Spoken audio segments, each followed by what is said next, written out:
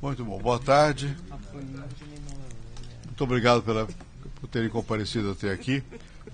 Essa tarde nós vamos conversar sobre um assunto que me é muito próximo, muito caro, na verdade, que é a questão das ações afirmativas, talvez com alguma especificidade na questão das cotas, não sei como a ministra vai carregar, mas é um tema que, para mim, tem relação, digamos, direta, porque eu comecei a minha profissão de sociólogo fazendo pesquisa sobre relações raciais.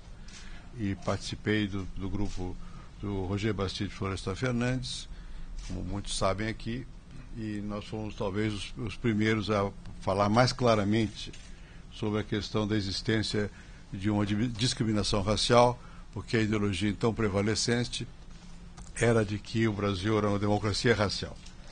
E eu me recordo que uma vez estava fazendo pesquisa no Rio Grande do Sul, sua terra de nascimento, e onde fiz alguns trabalhos lá, nunca publicado sobre propriamente relações raciais. Foi publicado um estudo sobre a estrutura da economia escravocrata e as relações entre isso e o desenvolvimento do capitalismo no Rio, tomando como base o Rio Grande do Sul. Mas nós fizemos uma pesquisa muito grande também, que saiu, creio eu, um artigo publicado, e os dados, infelizmente, foram parar nos Estados Unidos, e um professor da Universidade Católica dos Estados Unidos usou para a tese dele de doutoramento e nem disse que eram dados meus. Nossos, do Ottaviani, meus e do Paulo Renato, do Renato Jardim Moreira. E então, quando estávamos fazendo essa pesquisa, e eu era bastante jovem na época, e houve uma reunião no Rio, no Itamaraty, e uma reunião da Unesco, uma coisa internacional. E eu fui e apresentei os dados da pesquisa que mostravam, enfim, o feijão com arroz, porque a situação da vida dos negros, a discriminação, não sei o que lá, o processo de mobilidade e tal. No final da reunião, o presidente da sessão, que era um embaixador conhecido na época, importante, me chamou e disse: olha, menino, eu quase botei você para fora da sala. Você não tem o direito de falar isso de estrangeiros. Porque era chocante, era tão forte a ideologia de que o Brasil era uma democracia racial, que parecia uma irreverência dizer que, olha, não é bem assim. Bom, então, desde toda a vida, desde dessa época, eu tenho preocupação com a questão racial no Brasil. E, óbvio, quando fui eventualmente presidente do PMDB aqui em São Paulo, fiz um movimento de lançar vereadores negros. O Hélio Santos foi lançado, depois lançado para deputado federal, e isso com pouco êxito eleitoral, mas eu fazia muito empenho, enfim, que tivesse uma presença mais forte do segmento negro na vida política brasileira.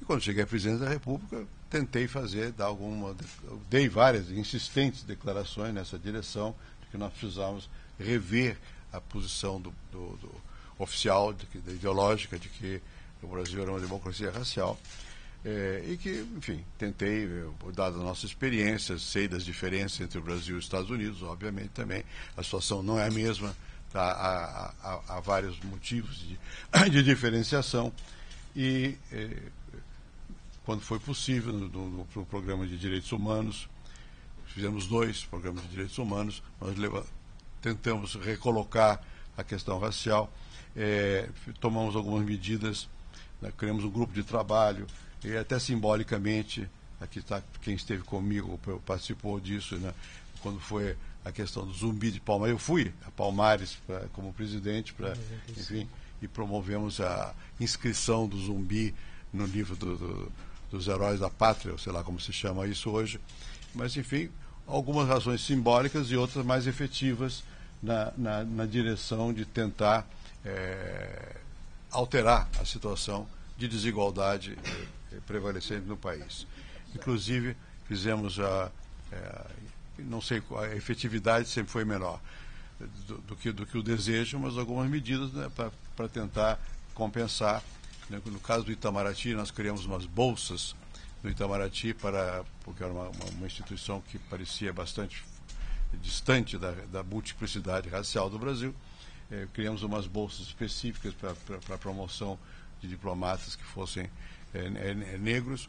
E também, enfim, no Ministério reforma agrária, tomamos algumas medidas, certas decisões de políticas compensatórias, tentar ver como é possível tomar ações afirmativas.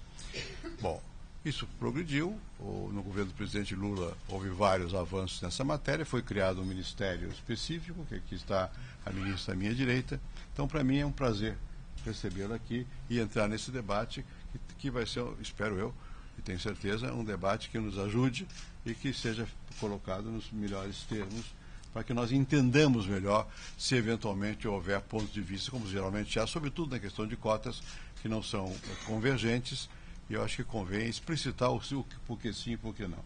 Desculpe-me normalmente eu não falo quase nada, porque sou sempre criticado de falar muito, então eu saio daqui e dou lugar para o Sérgio sentar. Hoje não vou fazer isso. Então vou pedir à doutora Luísa Bairros, que é a nossa ministra, e que tem um currículo muito respeitável. Eu já disse a ela que somos colegas. Ela tem doutoramento nos Estados Unidos, tem uma ampla experiência, nasceu justamente na área que eu estudei, que foi, não sei qual foi a sua cidade, lá em Porto Alegre. Então, eu convivi bastante lá com Floresta Aurora, o clube lá, e conheço razoavelmente a situação lá. E Porto Alegre tem uma peculiaridade, tinha o candomblé mais, se é que se pode falar assim, mais próximo do candomblé africano, que foi estudado pelo Herskovits, e que é um marco da antropologia brasileira feita por um americano. Então, a ministra, ela tem a palavra. Eu vou também avisar o seguinte, ela tem horário estrito, então não se preocupe se num dado momento eu usar o que eu nunca uso, é o punho de ferro para dizer terminou. Por favor.